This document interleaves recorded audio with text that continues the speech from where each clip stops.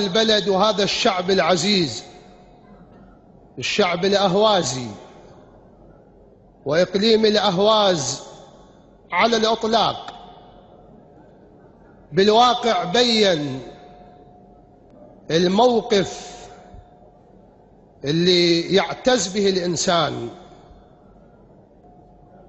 وإنما من زمن أئمتنا أئمة أهل البيت عليهم آلاف التحية والثناء كانوا يعتمدون على وكلائهم الأهوازيين وعلى هذا البلد المنسوب لهم في المحبة والولاء.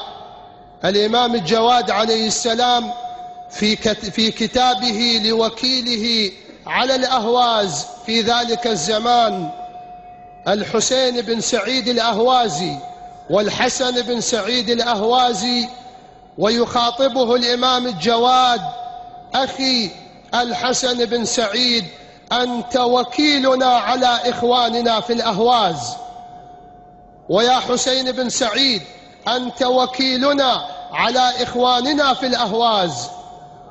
وموقف عبد الله النجاشي حاكم الأهواز في ذلك الزمان آنذاك، لما يجي ذاك الشخص وهو مطلوب للدولة الأهوازية في ذلك الزمان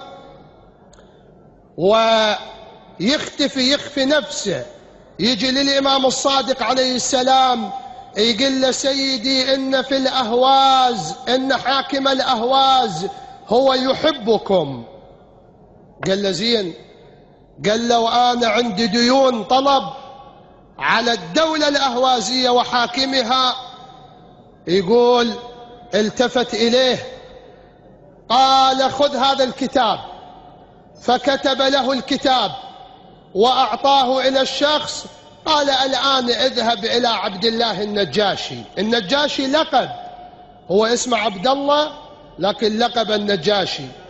يقول: لما وصل إلى الأهواز التفت إليه حاكمها قال له: أين كنت وقد سجل اسمك في سجل الديون؟ عليك طلب وعليك ديون؟